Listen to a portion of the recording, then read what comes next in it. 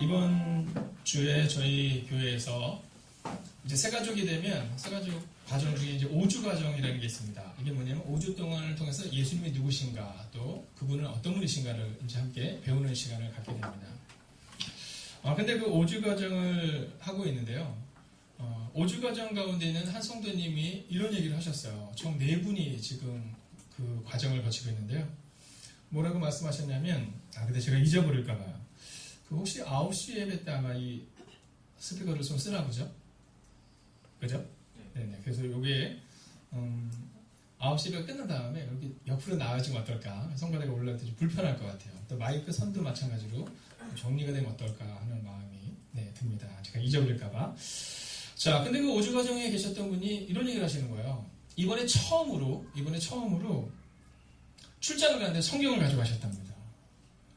그래서 중간중간 쉬는 시간에 성경을 읽었다는 거예요. 근데 그분의 그 고백도 너무나도 멋졌지만 그 이야기를 듣고 거기에 계시는 3분이 박수를 쳤어요, 우리가. 네, 너무 축하한다고. 그리고 그곳에 있는 우리 모두가 다시 한번 결단했어요. 이제 이번에 이제 성경을 읽자. 네, 그래서 성경을 읽고 그 말씀이 우리의 손을 바꾸자. 저는 교회는 뭘까를 생각할 때 교회는 바로 이런 곳이라고 생각합니다. 교회라는 것은 함께 있으면 막 힘을 얻고 함께 있으면 용기를 얻고 함께 있으면 서로 간에 도전을 얻는 것.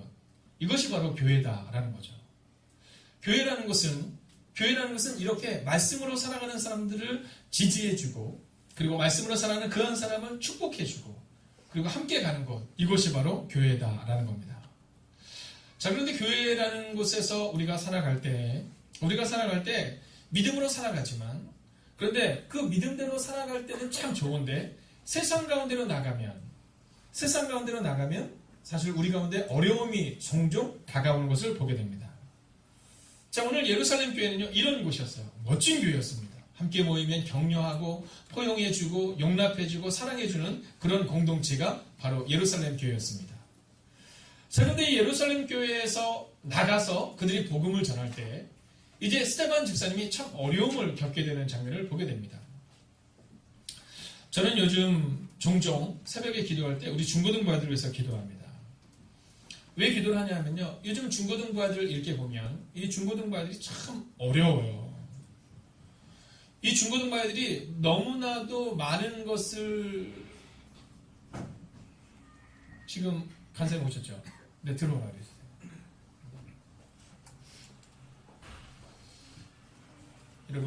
여러분에게 한 분 더 소개해드릴 분이 있는데요. 지난 1년 4개월 동안 정말 교회를 위해서 너무나도 헌신했던 분이에요. 우리 아동부를 담당하시는 우리 김혜리 간사님께서 이제 이번 주를 마지막으로 오늘 인사를 여러분께 드리게 됩니다. 여러분 근데 마지막에 생각하지 마세요. 사람 이름 모르는 겁니다. 공부를 위해서 유학을 가려고 준비를 하는 거거든요. 근데 혹시 대학원을 가거나 그러면 또 저희 교회로도 올 수 있는 거니까요. 그래서 지난 1년 4개월 동안 얼마나 열심히 사역했는지 모르겠어요. 여러분 자주 보지는 못하셨겠지만 우리 아동부 아이들을 정말 사랑해줬던 간사님이세요. 지난주에 제가 유수 형제를 만났는데 유수 형제가 그런 얘기 하더라고요. 진짜로 우리 아동부에서 수고하는 간사님 이렇게 보면 극한 직업이라고. 네, 그 아이들 막 사랑해주고 안아주고 그거 다 해준 거 보면 너무나도 예쁘시다고 이렇게 얘기를 했는데 오늘 여러분께 인사를 하려고 왔어요. 아동부 예배 중에 있기 때문에 여러분 설교 중에 잠깐 나온 겁니다. 그래서 앞으로 나오시고 잠깐 올라오세요. 노래 한곡 하세요. 자, 인사 한마디 하시고. 그동안 많이 사랑해주셔서 감사했습니다. 어디에 있던지 아이들을 위해서 항상 기도하도록 하겠습니다. 감사합니다.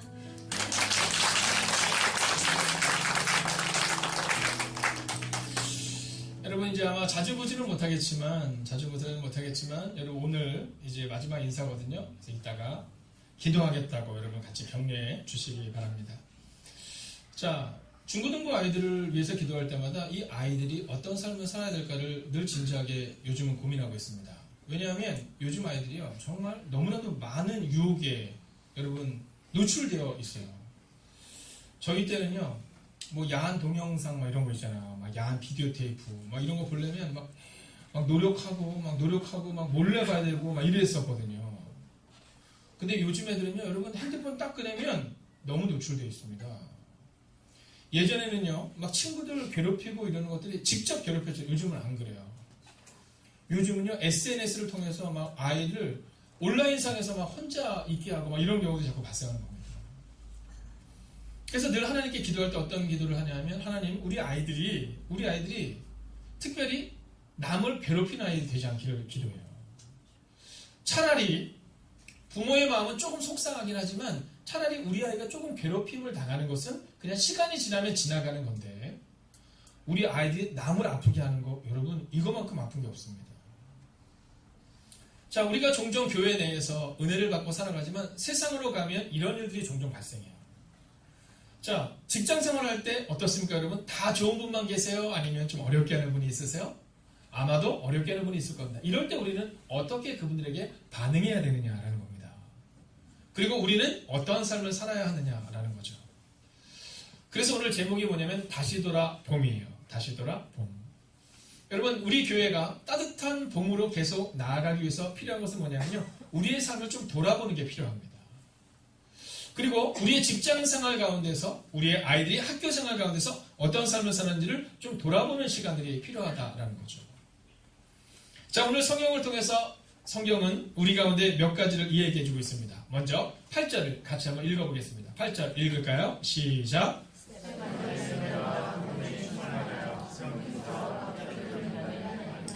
자, 먼저 우리 그리스도인들이 하나님 앞에 기대하고 소망해야 되는 것은 바로 이 모습입니다. 따라할까요? 은혜와 권능이 충만하여. 우리 가운데 교회 내에 필요한 것, 또 그리스도인들이 세상 가운데서 필요한 것은 뭐냐면 은혜와 권능이에요. 이게 충만해야 됩니다.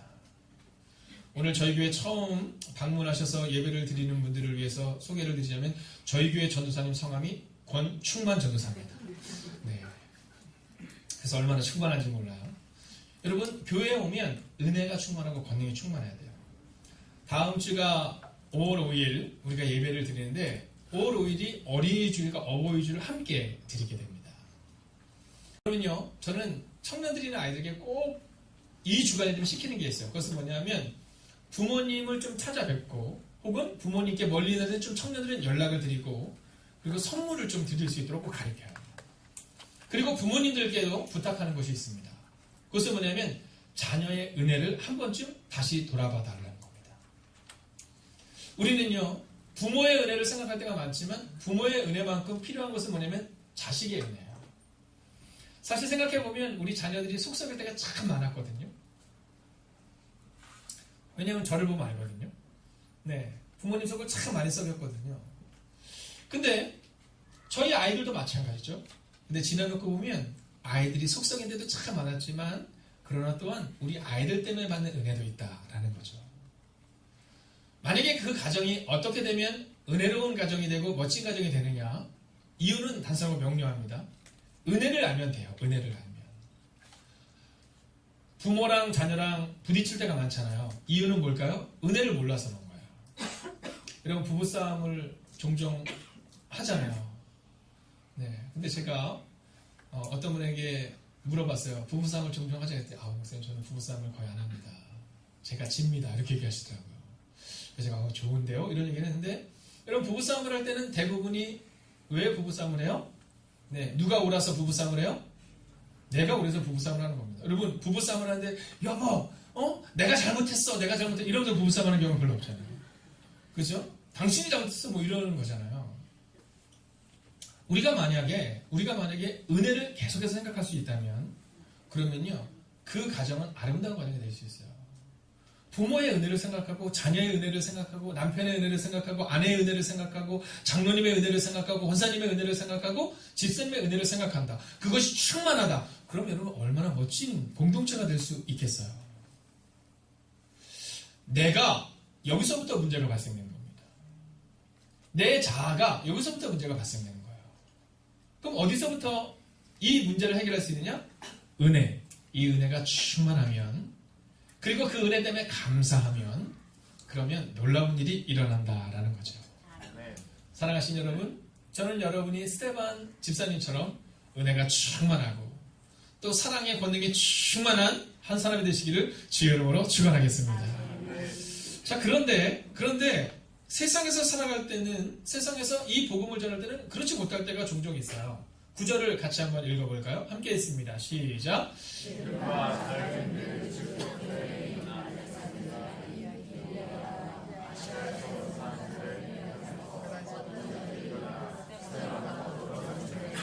자, 여러분, 우리가 이제 피해야 되는 것들이 몇 가지가 나오는데요. 첫 번째는 논쟁을 좀 피하셔야 됩니다. 이 논쟁이라는 것이 참 재밌어요. 네, 누가 옳으냐 그르냐를 막 얘기하다 보면 참 재밌습니다. 그러다 보니까 자꾸 논쟁으로 빠져드는 경우가 있거든요. 여러분, 스데반은 논쟁하는 사람이 아니라 은혜가 충만한 사람이었다는 거죠. 그리고 복음의 능력이 충만한 사람이었다는 겁니다. 그러니까 오늘 우리 가운데도 필요한 것은 뭐냐면 논쟁이 아니에요. 특별히 제가 여러분 선포하겠습니다. 여러분 크게 아멘해 주십시오. 사랑하신 여러분, 여러분의 가정에서 논쟁을 그치십시오. 아멘. 여러분, 아내가 얘기하면요, 어떻게 얘기하나요? 아, 그래요? 이렇게 얘기해주면 돼요. 자녀가 얘기하잖아요. 아, 그래요? 이렇게 얘기하면 돼요. 부모가 얘기하면 예, 맞습니다. 그렇게 얘기하면 돼요. 네. 네, 그런 거예요. 네. 목사님이 얘기하면 네, 뭐 이렇게 얘기하면 되는 거예요. 저 또한 마찬가지죠. 네, 부모님이 얘기하면, 자녀가 얘기하면, 여러분, 제가 지난주도 얘기했지만, 저의 가정교육의 철칙은 즉각적인 사과입니다. 저는 제가 뭔가 잘못됐다 싶으면요, 별로 고민하지 않고, 아, 미안하다, 이렇게 얘기합니다. 여러분, 우리 가운데 있어서 네가 잘했냐, 내가 잘했냐가 중요한 게 아니라, 은혜가 충만해야 된다는 거예요. 은혜가 충만해야 된다.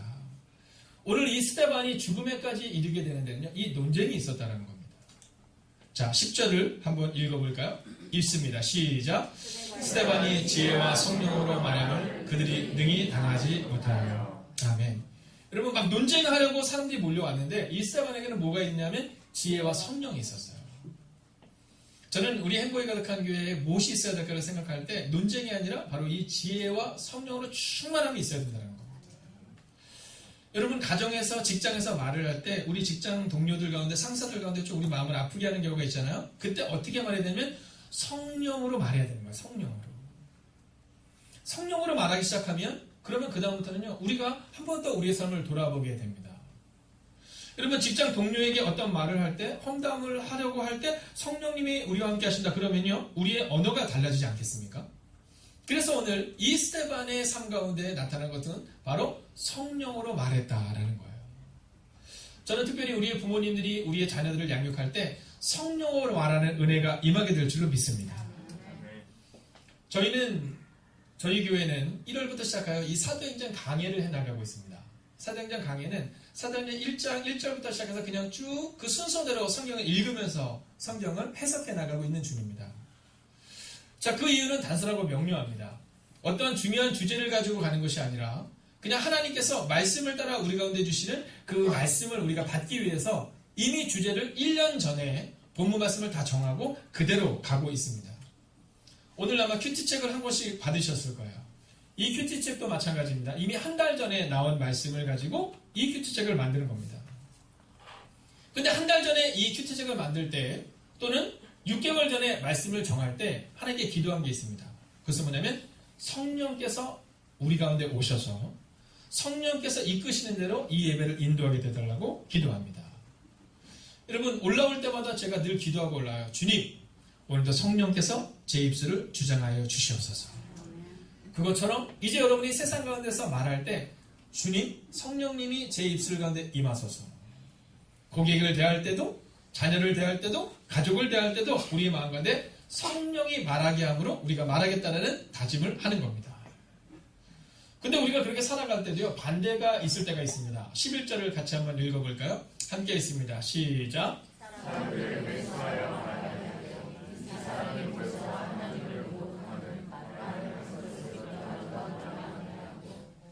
자, 오늘 이 11절을 보면요, 매수했다 이런 표현이 나오는데 이 얘기는 뭐냐면 이 스데반 집사님이 그렇게 말하지 않았지만 사람들이 막 말을 해가지고 그래서 그들을 매수해서 이 스데반 집사님이 나쁜 말을 했다 이렇게 매수했다라는 표현을 하고 있는 겁니다. 여러분 12절을 보면 또한 이렇게 기록하죠. 12절입니다. 함께 볼까요? 백성과 장로와 서기관들을 충동시켜 와서 잡아가지고 공회에 이르러. 여러분, 세상은요 자꾸 충동합니다. 네, 이게 이래, 이게 저래, 이렇게 충동합니다. 여러분, 직장 생활을 하다 보면 악교 역할을 하는 사람이 있습니다. 누군가가 막 힘들어하면 가서 도와주고 뭐 이런 사람이 있는가 하면, 어떤 사람은 기름을 붓는 사람이 있습니다. 누군가 상처받았다고 말하면 그 상처를 같이 기도해야 되는데 그 상처에 기름을 붓는 경우가 종종 있죠. 세상이 그런 겁니다. 오늘 스데반의 모습을 통해 오늘 스데반의 반대자들은 어떻게 하고 있냐면 백성과 장로 서기관들을 충동시키는 장면이 나오고 있습니다. 여러분, 저는 오늘 여러분의 가정 가운데, 여러분의 직장 가운데 충동시키거나 또는 거짓을 말하는 것들이 떠나가는 은혜가 임하게 될 줄로 믿습니다. 성령이 우리 안에 계시다 그러면요 충동이 떠나가고, 성령이 우리 안에 계시면 그러면 거짓이 떠나가게 됩니다. 13절을 보면 이런 말씀이 나옵니다. 같이 읽을까요? 시작. 거짓 증인들을 세우니. 여러분, 오늘 또한 우리가 기억해야 될 것은 뭐냐면요, 우리가 거짓 증인이 되어서는 안 된다라는 겁니다. 우리는 하다 보면요 이렇게 거짓말을 할 때가 종종 있습니다. 제가 오늘도 우리 중고등부 아이들과 함께 이야기를 했지만요, 로버트 펠드먼이라는 미국 매사추세츠 대학의 이 심리학 교수가 있습니다. 이 교수님이 약 100명의 사람들을 모았습니다. 그러니까 다 모르는 사람들이에요. 뭐 저희 교회에서 예배를 드리는 것처럼 아는 사람들이 아니라 전혀 모르는 사람 100명을 모았습니다. 그리고 이 100명의 사람들을 모아서 두 사람씩 짝을 조종합니다. 자, 그 두 사람은 전혀 모르는 사람들인 겁니다. 자, 그리고 전혀 모르는 사람 이 두 사람이 대화를 하게 했습니다. 그리고 평균을 내봤는데 그 대화를 하는 과정 가운데 약 10분에 평균 3번의 거짓말을 하더라는 겁니다. 여러분, 10분 동안에 두 명이 전혀 모르는 상황인데 서로에게 있어서 얘기를 하는데 3번의 평균적인 거짓말을 하더라는 겁니다. 물론 미국 사람들이니까 조금 다를 수는 있겠지만 아마 제가 생각할 때는 우리나라도 이와 비슷하리라고 생각합니다. 그럼 그 거짓말이 나쁜 거짓말이냐? 아니, 그렇진 않습니다. 뭐 모르는 사람한테 악의적인 거짓말을 하진 않겠죠. 근데 보면 대부분 배경이나 능력을 부풀리는 겁니다. 또는 단점을 감추는 겁니다. 이런 식으로 그냥 얘기를 하다 보면 거짓말을 하게 된다라는 거죠. 자, 그런데 그 실험에서 놀라운 것은 뭐냐면 어떤 사람은 10분 동안에 12번의 거짓말을 하더라는 겁니다. 어떤 사람은 핵심이 아닌 것을 강조해서 위조하거나 또는 다른 이야기를 하더라는 거죠. 여러분, 이 거짓말이 우리 가운데 정말로 중요한 것은 뭐냐면 이 거짓말은 사회 전체의 피로감과 실망감, 그리고 중요한 것은 이웃에 대한 신뢰를 갉아먹는다는 거예요. 우리 마음 가운데 이 정도 거짓말은 뭐 괜찮지 이 정도쯤이야 라고 생각하지만 사실은 이 거짓말이 사람들의 신뢰를 자꾸만 무너뜨리게 된다는 겁니다. 자, 여기서 그치지 않습니다. 우리가 이 거짓말에 대해서 주목해야 되는 것은 뭐냐면 우리가 거짓말을 하게 되면 우리 아이들이 자기 생전의 한 방편으로 거짓말을 내재화하게 된다는 겁니다. 우리가 영화를 보러 가면 12세 관람가 영화가 있고 15세 관람가 영화가 있고 18세 관람가 영화가 있지 않습니까? 우리는 그 영화를 그냥 아무 생각 없이 보여줄 때가 있지만 심리학자들에 의하면 절대로 그러면 안 된답니다. 아이들 때 그 영화를 보여주는 것이 어떤 결과를 낳게 되냐면 예를 들어서 15세 관람가에 나오고 있는 폭력적인 모습들이 있잖아요. 이 모습들을 아이들이 받게 되면 15세 이상의 아이들은 저것이 영화에서 있는 일이라는 것을 인지하게 된다는 겁니다. 근데 15세 미만의 아이들 가운데는 그걸 인지하지 못하는 아이들은 영화에서 나타나는 일을 현실에서도 그대로 행한다는 거죠.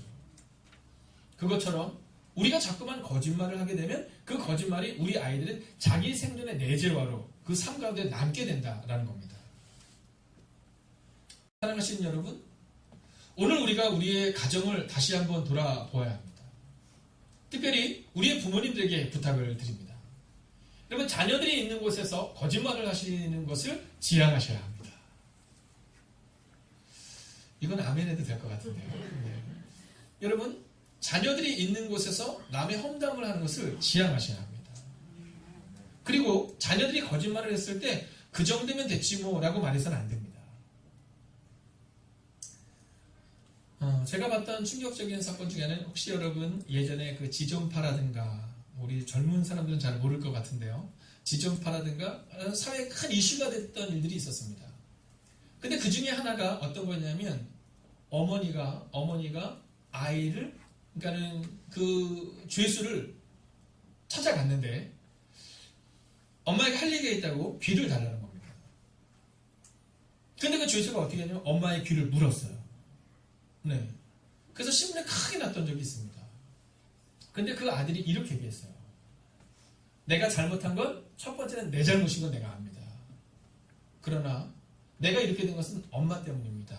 라는 얘기를 담담히 해나간 거예요. 그게 뭐냐면 처음에 이 아이가 물건을 훔친 거예요. 근데 그때 엄마가 따끔하게 혼냈어야 되는데 이렇게 얘기한 겁니다. 우리 집은 어려우니까 괜찮아. 다른 아이들을 폭력을 행한 겁니다. 근데 맞고 들어오는 것보다는 나 잘했어. 이렇게 얘기를 해준 겁니다. 훔치다 보니까 어느 날은 더 큰 죄에 이르기까지도 그 내면 가운데 오늘 제가 여러분에게 말했던 것처럼 자기 생전의 한 방편으로 거짓말을 내재하게 된 겁니다. 이번에 심리학 학위를 받으시고 제가 축하하는 자리에 갔던 분과 대화를 하는데 그분이 이런 얘기를 저한테 하시는 거예요. 목사님, 좋은 교회가 된다는 것은 성령께서 우리 안에 오시는 것이고 그리고 교회에서 예수를 만나는 것이 있다면 두 번째는 우리의 삶 가운데에서 우리 아이들이 정직을 가르칠 수 있어야 된다는 겁니다. 왜냐하면 이런 거짓말이 우리 아이들의 삶 가운데 자기 생전의 한 방편으로 내재화하게 되면 그러면 나이가 들어가면 들어갈수록 그 거짓말이 깊어진다라는 겁니다. 여러분, 세상이 그렇다고 해서 우리가 그렇게 해서는 안 됩니다. 이번 주에 제자훈련을 하는데 수요팀에 왔던 한 젊은 청장년이 이런 얘기를 했어요. 세상에서 살아갈 때 참 어렵다는 겁니다. 참 날카롭고 참 어려운 일들을 많이 겪는다는 겁니다. 그러나 그분이 이런 얘기를 했어요. 그러나 목사님, 저는 예수님과 함께 다른 인생을 살아보려 합니다. 이런 얘기를 했습니다. 예전에는 우리가 거룩 그러면 성경을 이렇게 들고 이렇게 걸어가는 것을 거룩이라고 여겼던 때가 있습니다. 그러나 사실은 이 거룩이라는 원어를 보면 거룩은 구별됨이라는 뜻을 가지고 있습니다. 세상이 우리 가운데 그렇게 하니까 나도 그렇게 반응해서는 안 된다는 얘기를 오늘 여러분과 함께 하려고 하는 겁니다.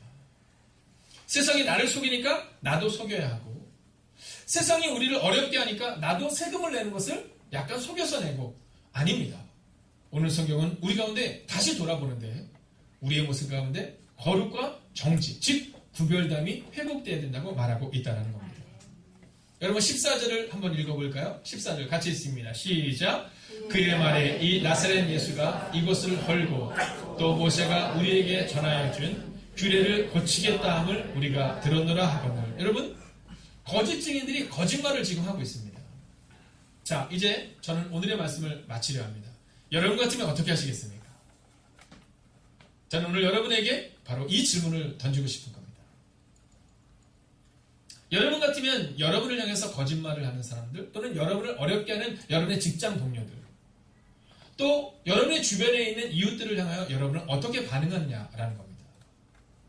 자, 저 사람이 이랬다라고 거짓말을 하고 그리고 매수해서 충동시켜서 지금 그 사람을 어렵게 만들 때 우리는 말하지 않고는 견딜 수 없죠. 어쩌면 목사님 저도 마찬가지입니다. 침묵하는 것이 참 어렵죠.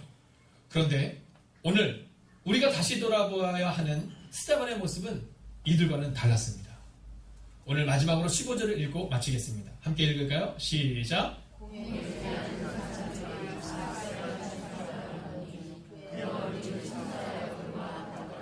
아멘. 여러분 뭐라고 말하고 있습니까?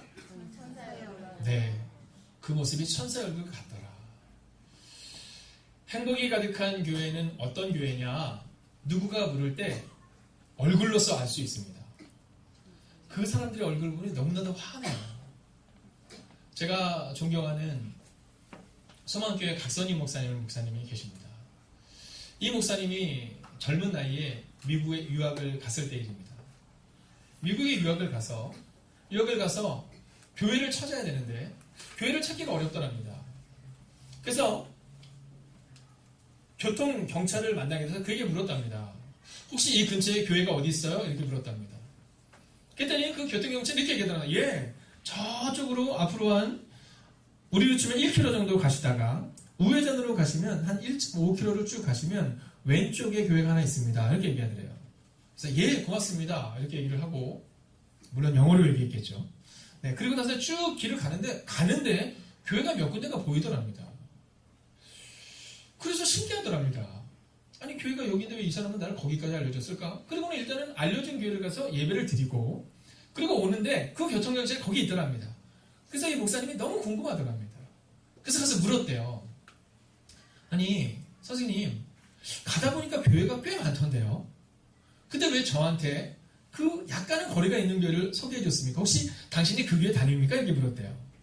그때 그 교통경찰이 이렇게 말하더랍니다. 아닙니다. 나는 그 교회를 다니질 않습니다. 근데 내가 교통경찰로서 여기서 오랫동안 있었는데 일단 그 교회의 교인들은 교통을 잘 지킵니다. 그리고 제가 볼 때 이 근처 교회에서 그 교인들만큼 얼굴이 환한 사람이 없더이다. 어떤 교회는 늘 얼굴이 무겁고 어떤 교회는 늘 논쟁하는 모습이 있는데 근데 그 교회는 늘 밝더이다. 그래서 그 교회를 소개시켜줬다는 거예요. 지금부터 약 40년도 더 된 이야기입니다. 근데 그 목사님이 그 설교를 할 때 저는 큰 은혜를 받았습니다. 오늘 스데반이 천사의 얼굴과 같았더라. 어쩌면 주님이 우리 가운데 요구하는 모습 아니겠습니까? 우리가 얼마나 하나님을 많이 아느냐, 우리가 얼마나 하나님을 향해서 봉사했느냐, 이것이 아니라 그 얼굴이 천사의 얼굴과 같아서 그래서 그 모습 때문에 교회가 궁금해지는 교회.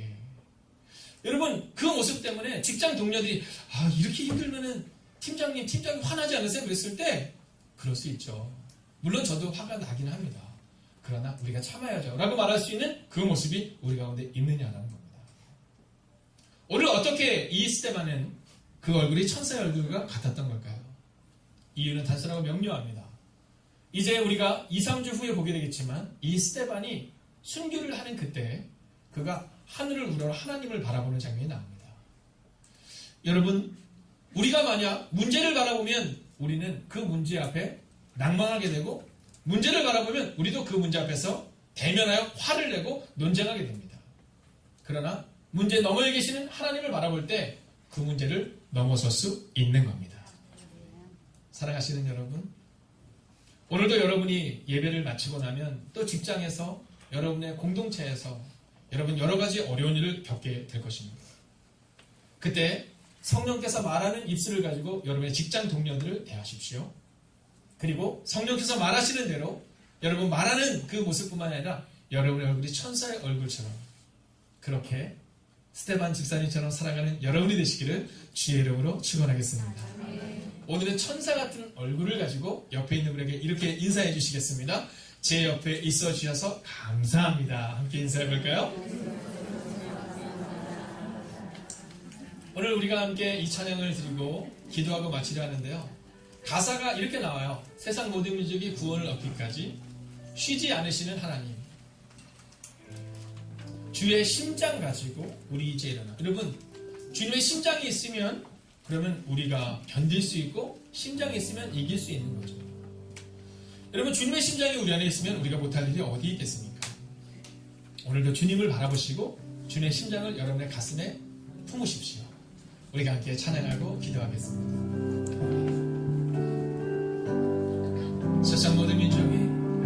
세상 모든 민족이 구원을 얻기까지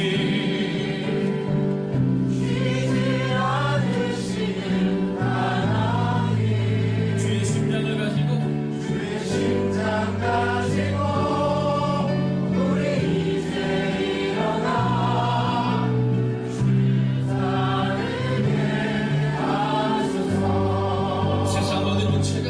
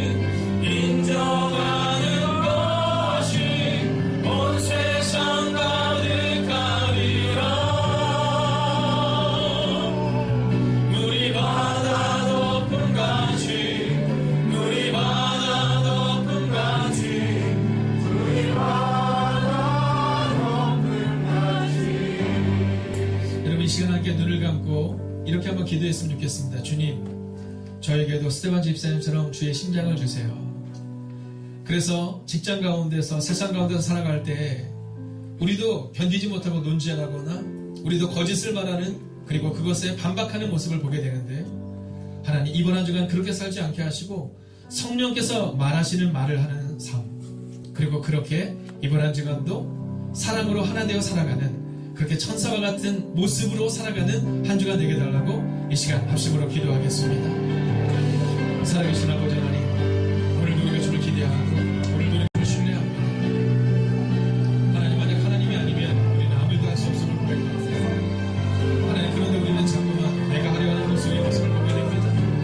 주님 말씀하시고 이루어지게 넘도록 함께 해주셔서 아버지 하나님 이번 한 주간도 그렇게 믿음으로 살아가는 은혜가 우리가 내일할 수 있도록 주의 함께 해주시옵소서. 하나님 주의 심장을 가지는 하나님의 사랑을 보고 우리를 세우시고 인도하여 주시옵소서.